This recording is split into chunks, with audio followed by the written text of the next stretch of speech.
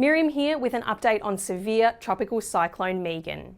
Now, tropical cyclone Megan intensified to Category 3 severe tropical cyclone intensity yesterday afternoon. It's currently sitting around 120 kilometres to the northeast of Borroloola, just off the southern coastline of the Gulf of Carpentaria. It's a Category 3 system that is extending a warning area from Aliangoola on Groote Eylandt all the way through to Mornington Island in Queensland. But now our warning area is starting to push a little bit further inland, at this point in time towards McArthur River Mine across those inland parts. In this warning area, we are expecting to see those tropical cyclone impacts increasing through the course of today, and I'll touch on those impacts in just a moment. But first, let's take a look at the track of the system through the rest of today and going into the next couple of days as well.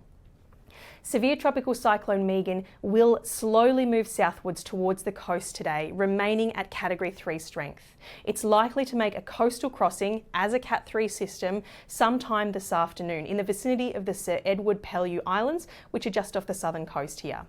There are still a couple of different possibilities as to exactly when and where this will occur, but at this point in time, this is our best estimate of when it will happen. After crossing the coast, the system will start moving inland, swinging around to the west. It'll start decaying as well, dropping back to a Category 2, then Category 1, and eventually back to a tropical low system, likely by late tomorrow, going into early Wednesday. Now, the system has already brought significant impacts to the Gulf of Carpentaria over the weekend in terms of rainfall and winds. In the overnight period since 9 o'clock yesterday morning up till 8 o'clock today, we've seen the highest rainfall totals about the southern Gulf of Carpentaria here, with Centre Island receiving almost 190 millimetres in that period. Rainfall totals pushing up above 80 millimetres inland as well. Similarly, our wind gusts have been highest in that same area around the southern Gulf, with Centre Island once again seeing the highest observation. Up to 120 kilometres an hour has been our top gust to 8 o'clock this morning. Further wind and rain is what we expect today, increasing as the system approaches. Now, the highest wind gusts, as you can see, are really tied to the system itself. Above 120 kilometres is what we're expecting in the south-eastern parts of the Northern Territory coastline as the system approaches, but wind gusts may reach up to 200 kilometres an hour as the core of the system approaches and crosses the coastline. That is what we expect to see with a Category 3 severe tropical cyclone.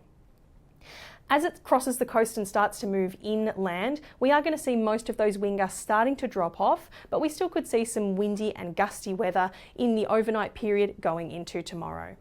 Similarly, our rainfall is going to be highest close to the core of the system, building up to the west of the system mainly, but as it crosses the coast and moves inland, we could see several hundred millimetres of rainfall building over the coming days along the path of this tropical cyclone.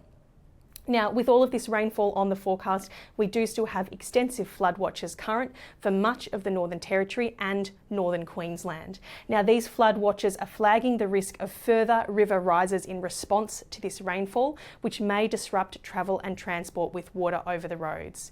We may even see some communities isolated, particularly in those more remote or rural areas.